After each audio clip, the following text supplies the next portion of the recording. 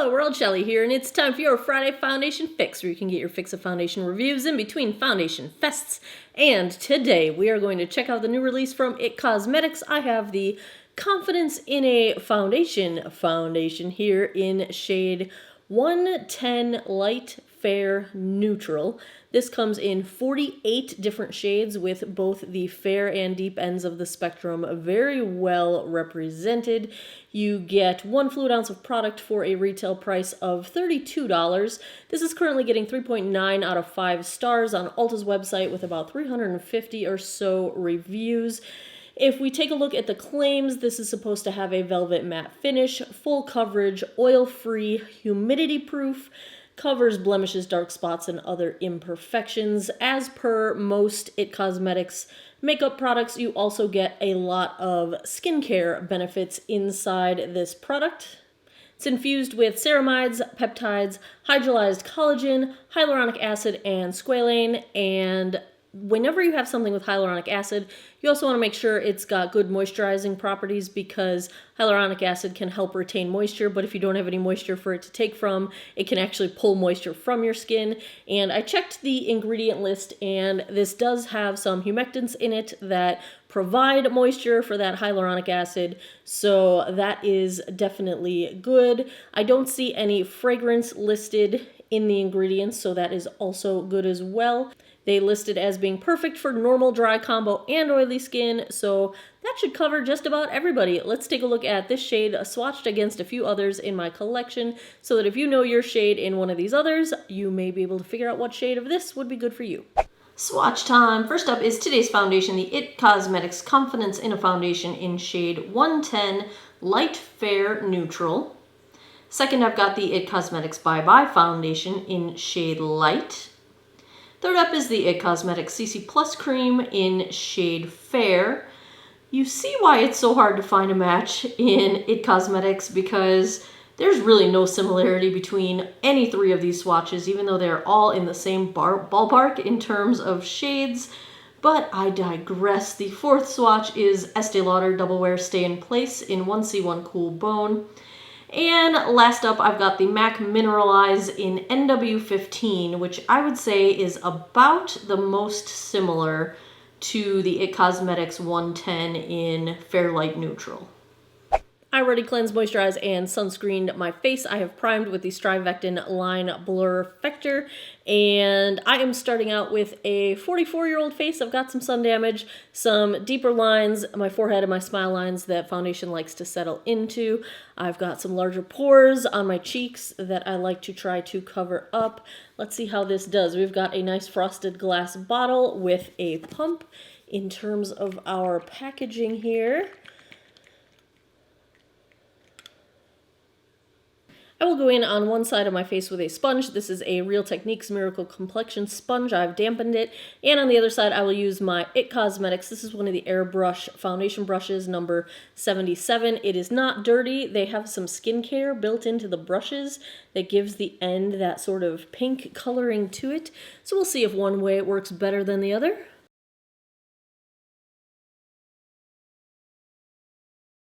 I'd say this is blending out nicely with one pass and the sponge. I feel like I'm getting a pretty good light medium coverage.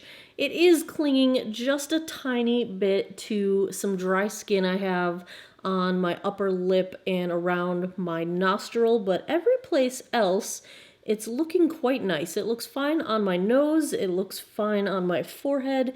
It is blending out nicely, and I would say really good redness coverage from one side to the other.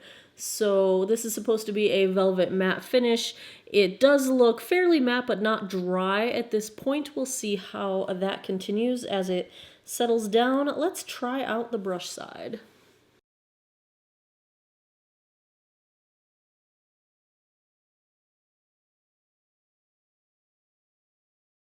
This is blending out just as easily with the brush. I think you get slightly fuller coverage with the brush. I think I might prefer the sponge just a little bit because in the areas where it is clinging to dry patches on the brush side, it just looks a little bit more heavy, and so I think the sponge can kind of help get rid of any excess product. I've only got a smidge left on my palette, but I'm just going to try and even out the coverage on the sponge side, on the spots where I need just a little bit more coverage, and I'm going to try and pounce out a little bit of that excess product that is clinging to my dry skin on my upper lip here and the side of my nose.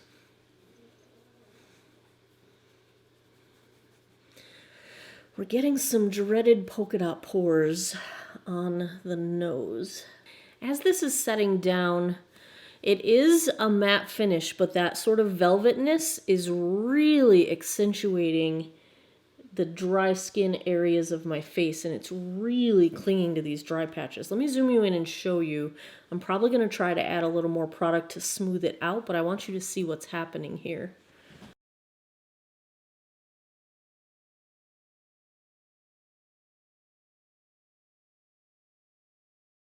It's also clinging really bad to this deeper chin line that I've got. So I'm going to try to get as much excess off as I can and then reapply just in those areas.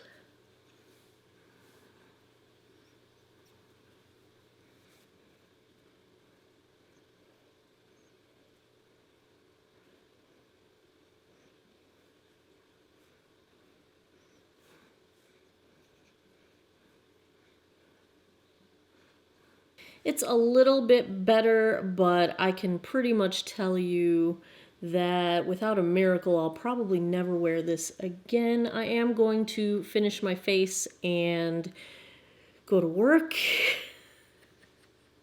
But let's take a look up close. I feel like around my mouth, everything just looks really heavy. And I do have a little bit of dry skin going on, but it's clinging to dry patches that you really couldn't see until I put the foundation on. It is settling into the pores around my smile lines, and it is clinging around my nostrils. My skin, where it's in really good shape, looks okay. There are spots where you can kind of still see product sitting on top of the skin, but it doesn't look as cakey or as dried, clingy to dry patches. The skin between my eyebrows has some texture, and it is clinging to all of that texture, so it does look very cakey and patchy there. My forehead looks okay. Overall, you know, this is borderline, don't want to wear it out of the house.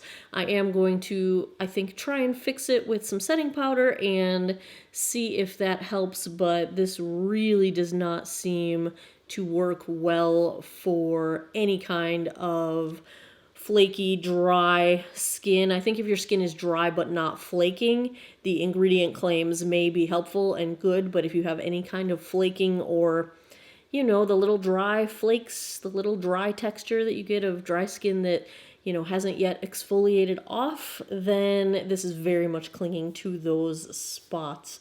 Let's check the time. It is 1:36 p.m. I'm going to go put the rest of my face on. I'll be right back. Okay, Shelly's rules of thumb: when you don't like your foundation, wear a ton of eye makeup and highlighter, so hopefully people won't notice. So, here are my thoughts. I had some issues applying bronzer. The product underneath the IT Cosmetics foundation, especially on my forehead, was lifting up where I was applying bronzer. I did set the foundation pretty decently with the Charlotte Tilbury Airbrush Flawless Finish. It did help a little bit in smoothing the areas that just looked a bit cakey. However, it didn't help not move the foundation underneath when I applied bronzer. So that was a bummer. My forehead's a little bit patchy.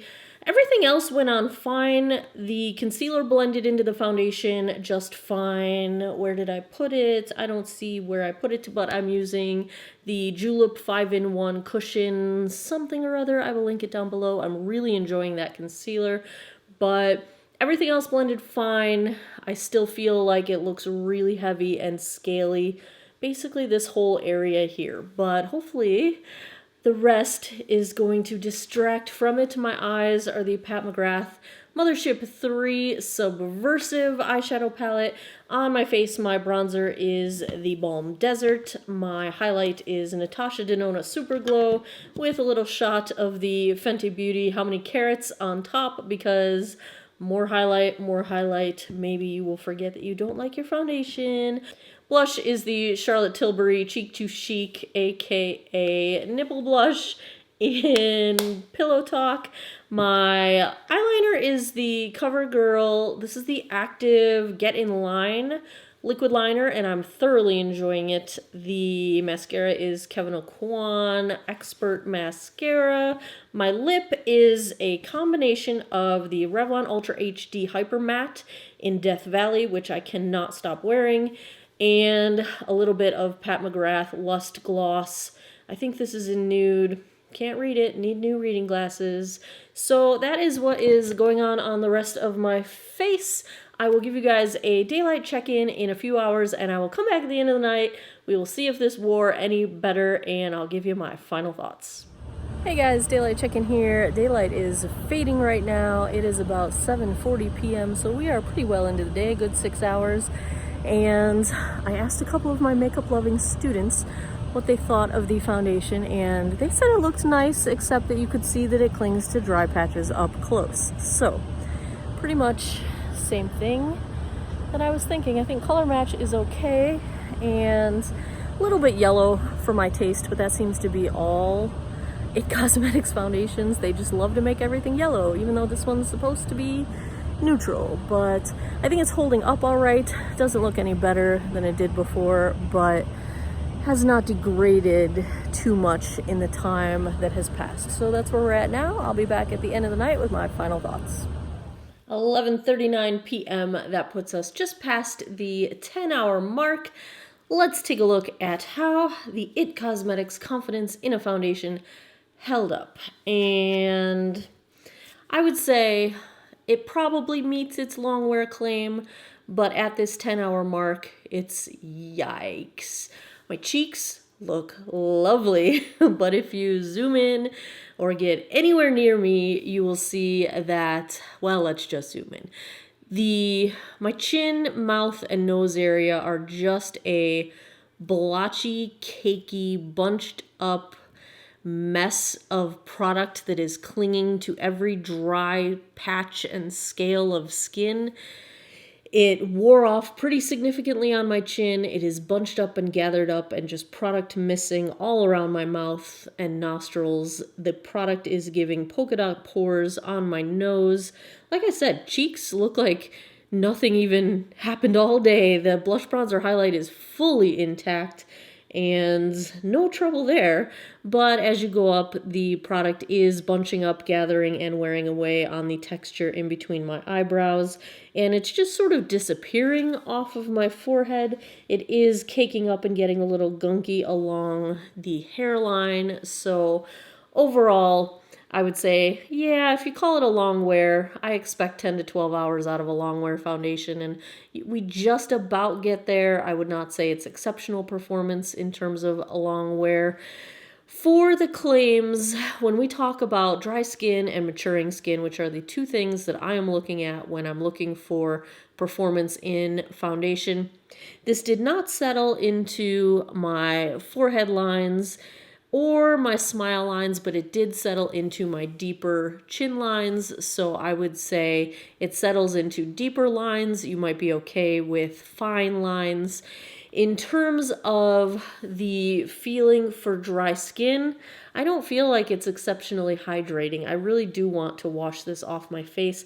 My skin doesn't feel really tight, but it's just it feels a little bit dry at this point. So I don't think it's terribly bad for dry skin, especially, summertime when it's not as dry. It might not be as bad in this scenario, but it's not super comfortable. In terms of just the overall comfort, I wouldn't call this lightweight. I'd say it's average. I felt like I was wearing makeup all day long.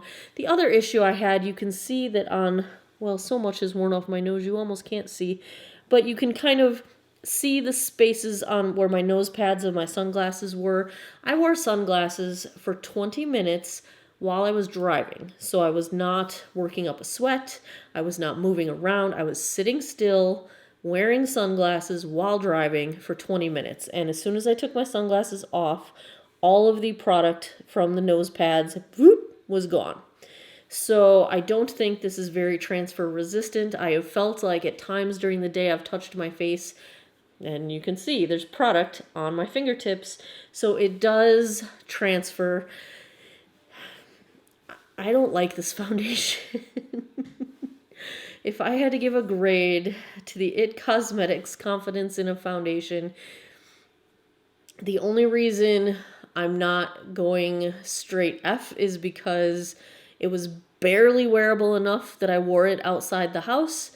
At a distance, it doesn't look as bad as it does up close. I think if you don't have visibly dry skin, if your skin is not flaking or peeling at all, if you have no dry patches, you might be fine, because on the skin where I have no dry patches, everything looks pretty good. But anywhere where I've got any kind of dry skin or texture happening, it's a hot, hot mess from square one. So I'm going to go D- on the Confidence in a Foundation. This is specifically for dry and maturing skin. I think if you don't have any issues with your skin, it may look beautiful.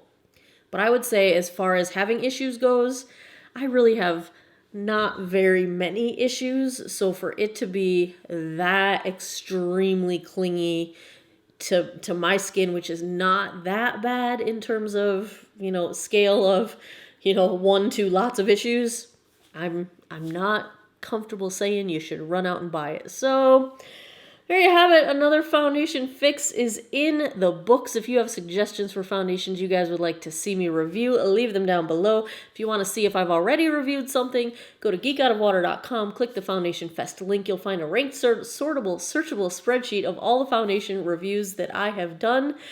As always, thanks a lot for taking some time out of your day to geek out over makeup with me. Come back every Monday, Wednesday, Friday, 9 p.m. Eastern Time for new videos, and I hope you all have an awesome day or night wherever you are in the world. Take care of each other. Bye-bye.